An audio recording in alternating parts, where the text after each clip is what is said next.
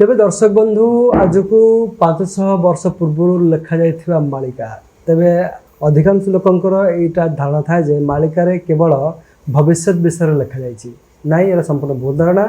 मालिका रे भविष्य विषय खाली लिखा जाइनी, मालिका रे साहित्य विषय लिखा जाइछि, दर्शन शास्त्र विषय लिखा जाइछि, पुराण विषय लिखा जाइछि, जोग विषय लिखा जाइछि, शरीर तत्व विषय लिखा जाइछि, वनस्पति विज्ञान, आयुर्वेद विज्ञान, आसमानी विज्ञान ए सब विषय मालिका रे लिखा जाइछि। तेबे संत अच्युतानंद दास 1,85,000 ग्रंथ रचना कर भविष्य विषय लिखाई मात्र 318 खंड। तेबे आज विषय वस्तु संपूर्ण नियारा। भागवत रे मालिका विषय किसी लेखा अच्छी कि तेबे जदि लेखा अच्छी कौन लेखा अच्छी से विषय जानापी बर्तमान मो सहित जोड़ी मालिका गवेषक जगन्नाथ कथा संस्कृत प्रचारक सर्वप्रिय बाबा दिवाकर दास महाराज। बाबा अपन जय जगन्नाथ जय जगन्नाथ। तो बाबा प्रतिथर भाई आम दर्शक बंधु मैंने आज किसी नुआ अपन शुणी चाहिए कौन कहे? निश्चिंत समस्त दर्शक बंधु मानक अनंत कोटि प्रणाम। आपण मान मन भितर भावना थाए जे केवल अच्युतानंद महापुरुष केवल मालिका लिखिछन जे आगत भविष्यतर कथा। आमे किछि मध्ये जशवंत दासंकर मालिका श्रवण करैछु किंतु आज पर्यंत लोकलोचन को आसीनी श्रीमद भागवतर आगत भविष्यत कथा बा मालिकार कथा। तेणु आमे चेष्टा करूछु आपण मानक श्रीमद भागवतर द्वादश स्कंदरे कलिर आगत भविष्यत मालिकार कथा को वर्णना कराई आगत भविष्यतर कथा को वर्णना ये मनुष्य मानकर चरित्र कौन हम कि भाव में मनुष्यर रुचि हम से लोक मानकर अवस्था कौन हम ताकू पंचशका साहित्य श्रीमद भागवतर अति सुंदर भाव में ओडिया नवाक्षरी छंदरे लिखा जाइए जहाँ जगन्नाथ दास अति सुंदर भाव में आगत भविष्यत कथा लिखिं आ लिखिं सत्य भाव श्रीमद भागवत गोटे पर गोटे तार सत्य हो गला जहाँ लिखिं आम ए कथा को अनेक श्रोता मैंने कहते जे आज परिस्थिति को नहीं मालिका लिखा किंतु आपन को कही रखापी चाहे आपण श्रीमद भागवतर द्वादश स्कंद को खोली दिंतु आम जो पद को आपण मान शुणाऊँ आपण से पद को ताधे देखिए। तेणु गोटे पर गोटे कि सत्य होई कि नहीं आगत भविष्यतर कथा जहाँ जगन्नाथ दास महाप्रभु जगन्नाथ कृपा पाई जहाँ को लिखिं ता सत्य कि नहीं आपण मन भितर चिंता करेंगे। तेणु अनेक व्यस्तता भितर थी आम दर्शक श्रीमद भागवत पढ़ी पारु नाहंती बा आगत भविष्यतर कथा को एत ग्रंथ मालिकार किणिकी पढ़ी पारु नाहंती। सेतिपई आमर चेष्टा यूट्यूब माध्यम जे जी था मोबाइल खंडे हाथ में अच्छी माने आपण माने एत सुंदर कथा को आपण शुणी पारिबे जहाँ आगत भविष्यतर कथा को जगन्नाथ दास ओडिया भागवत लिखिं। प्रथम लाभ हम आपण ये पद को शुणिले ये तो भागवतर पद भागवत शुणिले लाभ ही लाभ कहीं श्रीमद भागवतर अति सुंदर भाव लिखाई जो माने भागवत शास्त्र को पठन करती से माने ही प्रकृत वैष्णव कहीं जत्र जत्र चतुर्वक्त्र श्रीमद भागवतम भवेत गच्छामि तत्र तत्राहं गौजथा सुतवश्चला। ब्रह्मा से दिन भगवान को कहते हे संसार भितर प्रभु आपण कहतु ये संसार भितर मनुष्यर परिस्थिति कौन हम आपणकर ये जप दान तप कलिजुगे जदि आपण कौन प्रकृत में संतुष्ट हे जपरे दान ना तपरे कौन आपण संतुष्ट हे कहतु से भगवान बड़ा सुंदर भाव कहते श्रीमतम भागवत नाम पुराण लोक विस्तृतम शून्यया श्रद्धया युक्त मम संतोष कारण। सी कहले बड़ा सुंदर भाव में हे ब्रह्मा मु कौन संतुष्ट हेबी शुण जो माने श्रीमद भागवत को शुणिबे जो माने श्रीमद भागवत को पढ़िबे मु तांक द्वारा ज्ञान यज्ञ पूजा पाइबा सहित मो संतोषर कारण होची श्रीमद भागवत।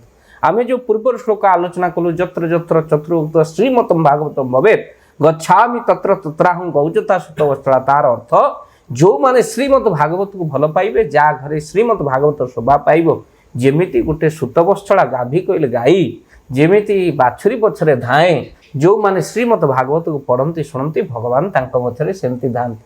तो केड़े सुंदर कथा आपण देखंतु अर्थात से भागवतर कथा द्वादश स्कंद मालिकार कथा आपण मानक श्रवण कराउछु कौन लिखाई द्वादश स्कंद श्रीमद भागवत जगन्नाथ दास लिखिं से कथा को आम मैंने आपण मानक श्रवण करूँ जहाँ ऑलरेडी सत्य हो गला अच्युतानंद महापुरुषंकर आम मैंने 16 अक्षरी शुणीचे 14 अक्षर शुणीचे एवं शुणा नवाक्षरी भागवत जहाँ आगत भविष्यतर कथा सत्य हो गला। महापुरुष कौन कहले कहले स्त्री स्त्री किरमिबे पुरुषे पुरुषे भाविबे कलिजुगे कौन हम महापुरुष कहते ओडिया भागवत कहले स्त्री माने स्त्री को रमण करिवे ए कथा सत्य बाबू हेलानी कि नहीं आपण कहंतु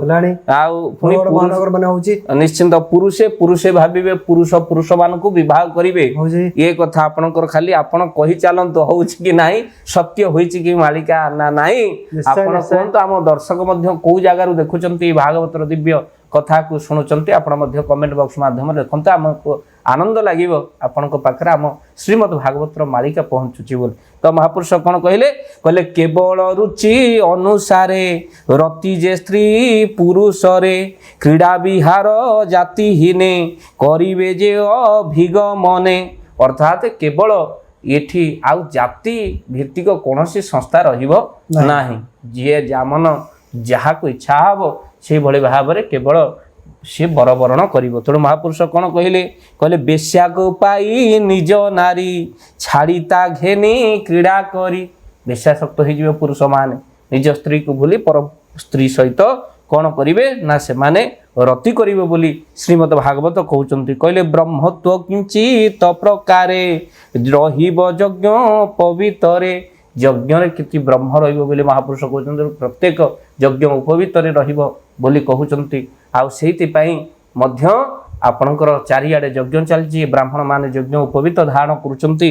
अन्य माने मध्य यज्ञ उपवित धारण करिवार जो विधि व्यवस्था कराइछि संस्कार आवश्यकता अछि ताको मध्य ग्रहण करिवार आवश्यक। कौन कहले महापुरुष एमिति समय आसीबे कौन कहले कहले एमिति समय आसीबो कहले दंड कमंडलुओ जिन धरिण आश्रम रे चिन्ह ब्रह्मचारिया दियाश्रम नाम रे बहिवे जे चिन्ह एमाने हुड़ी निज धर्म नाना विद्या रे होई ब्रह्म। ब्रह्मचारी माने सेमानक ब्रह्मचर्य नष्ट हबो आउ कौन हबो ना आश्रम धर्मे न रहिबे संसार मार्गे से चलिबे ये रूपे कली जुग गति अज्ञाने करी दुष्टमती। आपण स्पष्ट बुझी पारुथेबे ये नवाक्षरी पद एडे सुंदर पद आको बुझेबार आवश्यकता नाही बा आलोचना करिबार। ये पद को सुनिबा मात्रे आम दर्शक माने श्रोता माने जानि पारुथिबे जहा लेखा होईची श्रीमद् भागवत रे द्वादश स्कंद मालिका यह गोटिए पर गोटिए सत्य होई गलानी। महापुरुष कौन कहले कहले न्याय अन्याय विचारण न करी शास्त्र प्रमाण। आउ न्याय अन्याय विचार करिया पे आ शास्त्र को केही खोजिबे नाही। कौन कहले कहले न्याय रे जे लोक हारिबो सभा रे निंदित होइबो न्याय रे जे जन हारिबो अर्थ रे से पुणी जीतिबो। जहा पाखरे टंका थिबो न्याय रे हारि थिबो से पुणी अर्थ लगेकी जीतिबो। जदि आपनकर साधारण कोर्ट रे विचार हैला धरिकी न्याय विचार हो गला आपन पाखरे टंका अछि आपण हाईकोर्ट करिवे हाईकोर्ट पर सुप्रीम कोर्ट आपन पाखरे टंका अछि भूल थाउ आपनकर किंतु आपन पाखरे टंका अछि माने पर पक्ष निश्चिंत आपन पाखरे हाथ जोड़िबो कहबो न्याय रे जे जन हारिबो अर्थ रे से पुणी आपनकर डिग्री हवा थयो। किंतु एटा आगुरु 600 वर्ष तळे महापुरुष ए कथा को लिखि जंती जेउ मानकर मत थिला जे नहीं प्रकृत रे मालिका होई सारला परे लेखा होची से माने भागवत पढ़ंतु बेली आमे आपन को हाथ जोड़ी के निवेदन करूछु काहे कि ना आपन जानिबे मालिका होई सारला परे न मरम आगरु लेखा आइछ। तेणु धन नथिबा लोकंकर केही न करिबे आदर। जहां पाखरे पैसा नथिबो सत्य बाबू ताकू केही पचारिबे नाही एमिति समय आसीबो। आ टंका भी बड़ अद्भुत जिंस जेतोले मनीष पाखरे न थाए ताकू केही चिन्हंती नाही आउ टंका हेई गला परे सी का को चिन्हि बारे नाही। एबे अपन देखले परा गोटे रूम रे पूरा बाहरला पहाड़ भलिया टंका सब देखन कि बळे भाव रे महापुरुष पुनश्च लिखिजंती कहले दरिद्र हेबो जेउ जन नष्ट होइबो सर्व गुण। जेते गुणी ज्ञानी हिथांतु पछे जदि आपन को पाखरे टंका नाही आपण आगु को जाई परिबे नाही पैसा नहीं पाखरे माने भली समय आसी महापुरुष कहउचनी आपन को पाखरे लक्ष लक्ष डिग्री थाउ टैलेंट थाउ आपण किंतु आगु को जाई परिबे नाही। पुलिस रे भर्ती होबा को थिबा जेतबळे इंटरव्यू दबा को थिबा गुटी लोक पिला मन सब ठिया हिचंती एई समय भितर इंटरव्यू चालीछि जणे पचारिला प्रश्न जे इंटरव्यू नेउचने प्रश्न अच्छा तू कोन करि परिबु एई समय भितर से कहला मु पुलिस रे रही माने देश माटी पई जीवन लगे देबे ना नाही तोर हबनी चाकरी पळा। द्वितीय कौन करें कह ना निश्चिंत वर्दीर मु निश्चिंत तार महत्व रखी आउ प्रकृत ईमानदारी रे मु कौन करी लोक सेवा करी ना तोर हम नहीं पड़ा ना आउ कौन करी मन भितर भाविछु ये पिलाटी कहला लक्ष टंका पर्यंत दे पारि ना तो चाकरी परमानेंट एभली समय आसीगला जहाँ पाखे धन नथिबो ताकू केही आदर करेनि किंतु लक्ष लक्ष टंका थाई मनीष मध्य किछि डिग्री नथाउ किछि नथाउ बहुत उच्च पदवी रे स्थान पाइबे एक कथा श्रीमद् भागवतर मालिकार लिखाई द्वादश स्कंद लिखाई। तेणु दरिद्र हेब जो जन नष्ट होइबो सर्वगुण टंका नाही तो से तार गुण गुड़िक ନଷ୍ଟ ହେଇଯିବ। ଆପଣ ଜାଣିଛନ୍ତି ସେ ପଦ ଯେ ବଣ ମଲ୍ଲି ବଣରେ ପଡ଼ି ତା ବାସ ଯେମିତି ବିପରୀତ ହୋଇପାରେ ନାହିଁ, ସେଇଭଳି ଭାବରେ ଧନ ନଥିଲେ ଆପଣ ମଧ୍ୟ ଆଗକୁ ଯାଇପାରିବେ ନାହିଁ। ଏଭଳି ସମୟ ଆସିବ। କହିଲେ ଅସାଧୁ ବୋଲାଇବ ସେହି ସତ୍ୟ ବଚନ ମିଥ୍ୟା ହୋଇ। ଧନ ନଥିବ ଆପଣଙ୍କ ପାଖରେ, ଆପଣ ସତ୍ୟ କହୁଥିବେ କିନ୍ତୁ ଲୋକ କହିବେ ସେଇଟା ମିଛଟା। ଆଉ କ'ଣ ହବ ନା କଳି ଯୁଗରେ କ'ଣ ହବ ନା କହିଲେ ସାଧୁ ଯେ ଦମ୍ଭେ ବୋଲାଇବେ ପ୍ରାଣୀଙ୍କୁ ହୃଦୟ ହିଂସୁଥିବେ। ଅନେକ ସାଧୁ ସନ୍ଥ ମାନଙ୍କର ଚରିତ୍ର ଏଭଳି ଭାବରେ ହବ। ହୃଦୟରେ ପ୍ରାଣୀ ହିଂସା କରୁଥିବେ, ମାଛ ମାଂସ ଭକ୍ଷଣ କରୁଥିବେ, ଜୀବ ହତ୍ୟା କରୁଥିବେ। ତାଙ୍କୁ ଯଦି ପଚାରିବାକୁ ଆସନ୍ତେ ସାଧୁ ଲୋକ ମାଛ ମାଂସ କାହିଁ ଖାଉଛ, ନା ମାଛ ଖାଇଲେ କୌଣସି ଅପରାଧ ନାହିଁ। ମୁଁ ତ ମଝିରେ ଯାଇଥିଲି, ଗଙ୍ଗା ଫଳ ଖାଇକି ମାଛ ଗୁଡାକ ଭୋଜନ କରୁଛନ୍ତି। ଯୋଉଠି ଆମକୁ ପିଆଜ ରସୁଣ ଦେଖିଲେ ଡର ମାଡୁଛି, ସେଇଠି ଦେଖିଲା ବେଳକୁ ଆଜ୍ଞା ମାଛକୁ ଗଙ୍ଗା ଫଳ କରି ଖାଉଛନ୍ତି। ରେ ଜୀବ ହତ୍ୟା କରି ତୋ ଆଙ୍ଗୁଠିରୁ ଯଦି ଟିକେ ନାକୁ କ'ଣ କଟି ଯାଉଛି, ଖଣ୍ଡିଆ ହଉଛି, ତତେ କଷ୍ଟ ଲାଗୁଛି, ଯନ୍ତ୍ରଣା ହଉଛି, ଆଉ ଜୀବ ହତ୍ୟା କରି ଜୀବ ଲାଳସା ପାଇଁ ଖାଇ କହୁଛି ଗଙ୍ଗା ଫଳ ଏଠି ଖାଇଲେ କିଛି ଅସୁବିଧା ନାହିଁ। ଏଭଳି ଭାବରେ ମାଙ୍କ ପାଖରେ ଭୋଗ ଲଗେଇ ମାଙ୍କ ନାମ ନେଇ ଅନେକ ଧରି ଆମିଷ ଜୀବ ହତ୍ୟା କରି ଭୋଜନ କରୁଛନ୍ତି। ମହାପୁରୁଷ ଯାହାକୁ ତୀବ୍ର ନିନ୍ଦା କରିଛନ୍ତି। ତେଣୁ କଳିଯୁଗରେ ଏଭଳି ଭାବରେ ଆମେ ଜଗତର ନାଥ ଜଗନ୍ନାଥଙ୍କ ପାଖକୁ ଗଲେ ଅରୁଣକୁ ଛୁଇଁବା, ଗରୁଡ଼କୁ କୁଣ୍ଢେଇବା। ଚାରି ଦ୍ୱାରେ ଚାରୋଟି ପଶୁ ଜଗନ୍ନାଥ ସଂସ୍କୃତି କହେ, ଜୀବରେ ଯାର ଦୟା ନାହିଁ ଉଦ୍ଧବ ଚଣ୍ଡାଳ ସେ ଜୀବ କୁଣ୍ଢା। ପଶୁ ପକ୍ଷୀକୁ କୁଣ୍ଢା, କାହିଁକି ନା ପଶୁ ପକ୍ଷୀଙ୍କୁ କୁଣ୍ଢେଇଲେ ଜୀବରେ ଦୟା କଲେ ଭଗବାନଙ୍କର ଦୟା ତୋତେ ମିଳିବ। କିନ୍ତୁ ଦେଖିଲା ବେଳକୁ ଆମେ ଏଠି ଗରୁଡ଼କୁ କୁଣ୍ଢେଇବାକୁ ବ୍ୟତିବ୍ରସ୍ତ, ଆଉ ଏପଟେ ଯଦି ଚିକେନ କାଉଣ୍ଟରରେ 10 ଟଙ୍କା କମିଗଲା ସେଠି ଲମ୍ବା ଧାଡ଼ି। କାର୍ତ୍ତିକ ମାସ ବି ଲୋକ ମାନିବେ ନାହିଁ। ଲୋକ ଦୁଇ ପ୍ରକାର ଆଗରୁ ଛାଡ଼ ଖାଇଥିଲା କାର୍ତ୍ତିକ ମାସ ପରେ, ଏବେ ଦୁଇ ପ୍ରକାର ଛାଡ଼ ଖାଇ ଆପଣ ଦେଖୁଛନ୍ତି। ଗୋଟିଏ ଶ୍ରାବଣ ମାସ ପରେ ବି ଗୋଟେ ଛାଡ଼ ଖାଇ ଆପଣ ଦେଖିଥିବେ। ଶ୍ରାବଣ ମାସ ସରିଗଲା ମାନେ ଛାଡ଼ ଖାଇ ଆରମ୍ଭ ହେଇଯାଉଛି। ମାନେ ଚିକେନ କାଉଣ୍ଟରରେ ସବୁ ଭିଡ଼ ଯେ କାହିଁକି କ'ଣ, ଯେଉଁମାନେ ବାସ ଯାକ ପାଣି ନେବାକୁ ଯିବେ, ପିଆଜ ରସୁଣ ଛାଡ଼ିବେ, ଦାଢ଼ି ବଡ଼ କରିବେ, ସେମାନଙ୍କୁ ଶେଷ ଦିନରେ ଆପଣ ପାଇବେ। ଯେଉଁଦିନ ଶ୍ରାବଣ ସୋମବାର ସରିଯିବ, ମଙ୍ଗଳବାର ହଉ କି ବୁଧବାର ଆପଣ ପାଇବେ ଲମ୍ବା ଭାବରେ ଫାଷ୍ଟଫୁଡ଼ ଦୋକାନରେ ତାଙ୍କୁ ପାଇବେ। ଏଭଳି ଭାବରେ ଆପଣମାନଙ୍କର ଚରିତ୍ର ଲୋକଙ୍କର ବଦଳିଯିବ। ତେଣୁ ମହାପୁରୁଷ ପୁନଶ୍ଚ କ'ଣ କହିଲେ, କହିଲେ ସେମାନେ ଦମ୍ଭିକ ଭାବରେ ଆଚରଣ କରିବେ। ପୁନଶ୍ଚ ମହାପୁରୁଷ କ'ଣ କହିଲେ, ଏଭଳି ହବ। କହିଲେ କ'ଣ ସ୍ନାନ ଯେ କଳିଯୁଗରେ ଆଉ କ'ଣ ହବ, ଅନେକ କେବଳ ମହାପୁରୁଷ କହୁଛନ୍ତି, କହିଲେ ଆଣ୍ଟପଣରେ ସତ ଗୁଣ କୁଟୁମ୍ବ ପୋଷି ବଡ଼ ପୁଣପଣ ଚତୁର ବୋଲାଇବେ ସେହି ଏ ରୂପେ ଯୁଗ ଧର୍ମ କହି। ଏମିତି ସମୟ ଆସିବ। କହିଲେ କ'ଣ କଳିଯୁଗରେ ଆଉ କ'ଣ ହବ, କହିଲେ ଏମିତି ସମୟ ଆସିବ। କହିଲେ ପ୍ରଜାମାନଙ୍କୁ କଷ୍ଟ ଦେବେ, ଯେଉଁମାନେ ରାଜା ହେବେ ସେମାନେ ପ୍ରଜାମାନଙ୍କୁ କ'ଣ କରିବେ ନା କଷ୍ଟ ଦେବେ। ମହାପୁରୁଷ କହୁଛନ୍ତି ସେମାନେ ପ୍ରଜାମାନଙ୍କୁ କଷ୍ଟ ଦେବେ। ନାନାଦି ପ୍ରକାର ନିୟମ କର ଭାବିବ। ଆପଣ ଦେଖୁଛନ୍ତି ମଣିଷ କିଭଳି ଭାବରେ ବ୍ୟତିବ୍ରସ୍ତ ହେଇଯାଉଛି। ଯେଉଁମାନେ ଉଚ୍ଚ ଉଚ୍ଚ ପଦବୀରେ ରାତି ପାହିଲେ ଗୋଟେ ଆପଣଙ୍କର ନୂଆ ନିୟମ ଆପଣ ଦେଖିବେ। ତେଣୁକରି ଯେଉଁ ନିୟମରେ ସରକାର ସିନା ଲାଭବାନ ହେବେ, କିନ୍ତୁ ମଣିଷ ଅତ୍ୟଧିକ ଯେଉଁ ନୀତି ନିୟମ ବାହାରିବ ତା ଦେହରେ ବ୍ୟତିବ୍ରସ୍ତ ହୋଇପଡ଼ିବ। ଆଉ କ'ଣ ହେବ, ମହାପୁରୁଷ କହୁଛନ୍ତି ପ୍ରଜାମାନଙ୍କୁ ସବୁ ଲୁଣ୍ଠନ କରିବେ। କହିଲେ ସର୍ବସ୍ୱ ପ୍ରଜାଙ୍କର ନେବେ ବିକଳ କେହୁ ନ ଶୁଣିବେ। ବିକଳ ଗୁଡ଼ିକ ଆଉ କେହି ଶୁଣିପାରିବେ ନାହିଁ। ତେଣୁ ପୁନଶ୍ଚ ମହାପୁରୁଷ କ'ଣ କହିଲେ, କହିଲେ ପର ଦ୍ୱାରା ଧନ ହରିବେ ଶୋକ ବିପତ୍ତିରେ ଦଣ୍ଡିବେ।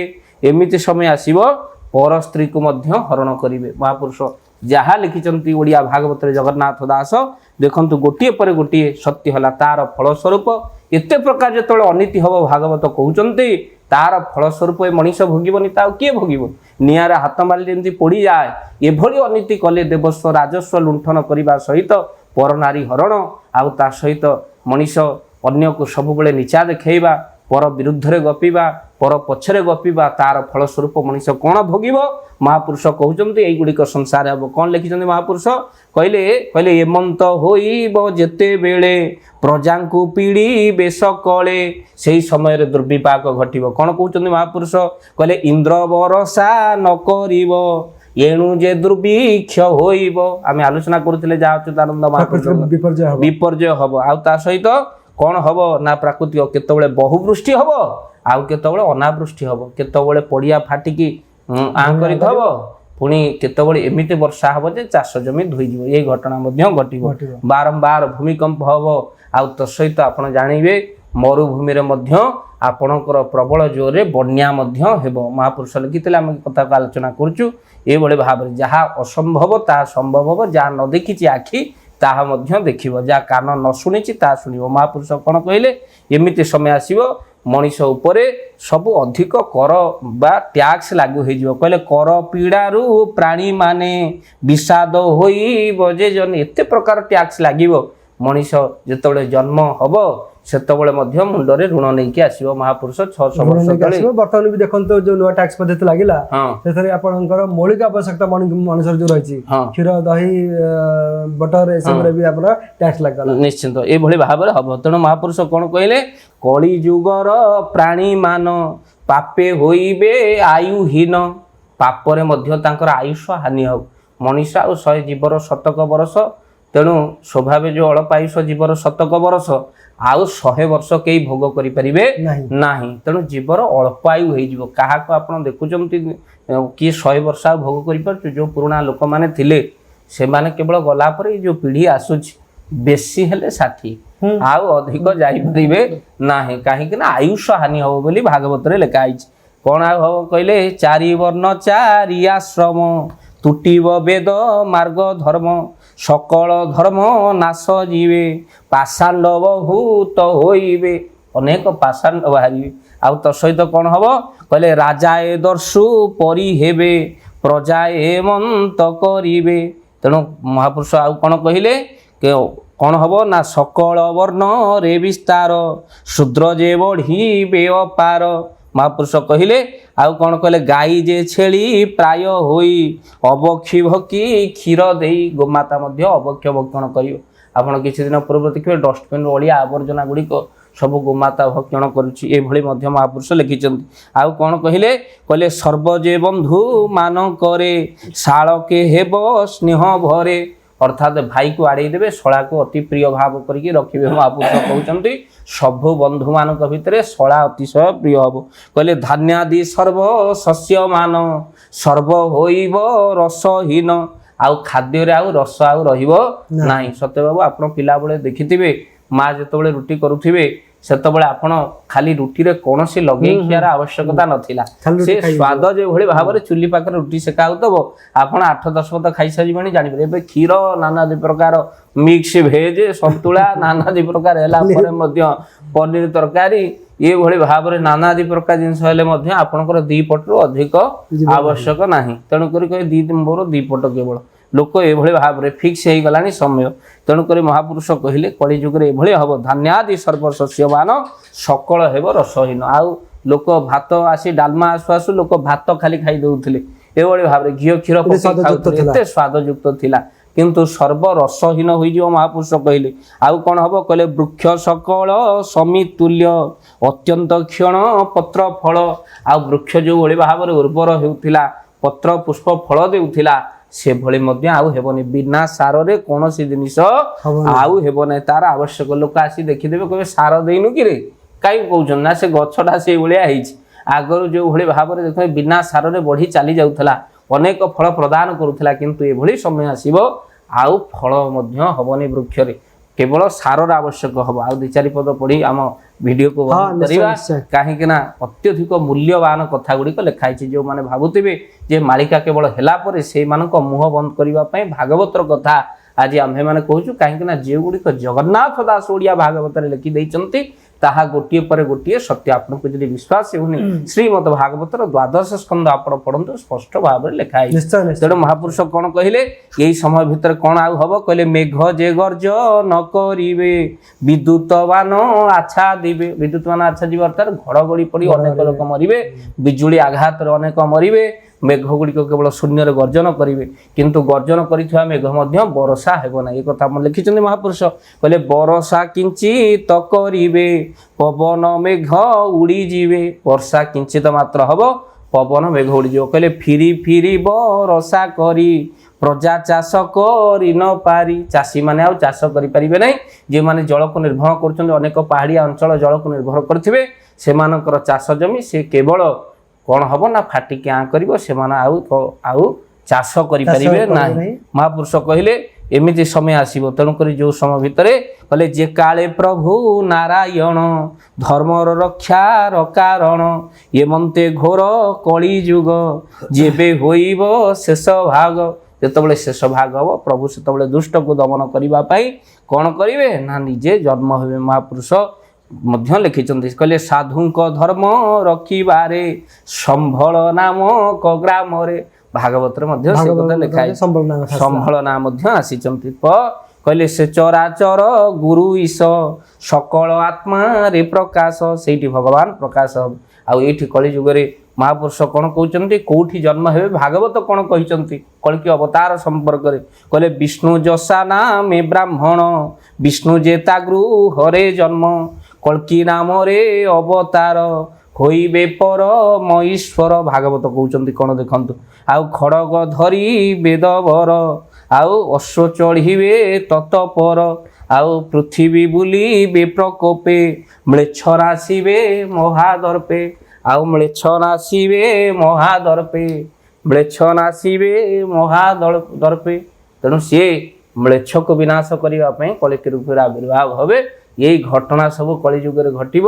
শ্রীমদ ভাগবতরে একথাকু লেখা হয়েছে খুব সুন্দর বাবা যেতে বি তারিফ করে সতরে বহুত কম কাইকি আজ আপন গোটে বঢ়িয়া জিনিস বঢ়িয়া কথা দর্শক ମାନଙ୍କ সম্মুখରେ ଆପଣ ଉପସ୍ଥାପନ କଲେ ଯାହାକି ଭାଗବତରେ ଯାହା ଲେଖା ଅଛି ସେଟା ମଧ୍ୟ ମାଳିକାରେ ଲେଖା ଅଛି ତେବେ ଦର୍ଶକ ବନ୍ଧୁ ଆପଣମାନେ ବର୍ତ୍ତମାନ ଶୁଣୁଥିଲେ ମାଳିକା ଗବେଷକ ଜଗନ୍ନାଥ କଥା ସଂସ୍କୃତ ପ୍ରଚାରକ ସବୁପ୍ରିୟ ବାବା ଦିବାକର ଦାସ ମହାରାଜଙ୍କୁ ବାବା ଯାହା କହିଗଲେ ଆପଣମାନେ ମଧ୍ୟ ଭାଗବତ ବହିର ଦ୍ୱାଦଶ ସ୍କନ୍ଦ ଖେଳନ୍ତୁ ଆଉ ଏସବୁ କଥା ସତ ନା ନାହିଁ କମେଣ୍ଟ ବକ୍ସ ମାଧ୍ୟମରେ ଲେଖନ୍ତୁ ବାବାଙ୍କର ଆଉ ଗୋଟେ ଅନୁରୋଧ ମଧ୍ୟ ଆପଣଙ୍କୁ ରଖିବାକୁ ହେବ ଆପଣମାନେ କେଉଁଠୁ ଏ ଭିଡ଼ିଓ ଦେଖୁଛନ୍ତି କେଉଁ ଲୋକେସନରୁ ଏ ଭିଡ଼ିଓ ଦେଖୁଛନ୍ତି ସେ କଥା ମଧ୍ୟ କମେଣ୍ଟ ବକ୍ସ ମାଧ୍ୟମରେ ଲେଖି ଜଣାନ୍ତୁ ତେବେ ଯାହା ମାଳିକା କହୁଛି ସେଟା ମଧ୍ୟ ଭାଗବତ କହୁଛି ଆଗକୁ ସମୟ କିଛି ଭଲ ନାହିଁ ସଂକ୍ଷେପରେ ଗୋଟେ ଶବ୍ଦରେ କହିବାକୁ ଗଲେ ସବୁକିଛି ବର୍ତ୍ତମାନ ପ୍ରକୃତିର ବିପରୀତ ହେବ ଆଉ ପ୍ରକୃତିର ବିପରୀତ ଯାହା ସବୁ ଘଟିବ ସେ ସବୁ ଆମେମାନେ ଦେଖିବେ କେବେ ଆଖି ଦେଖିନଥିବ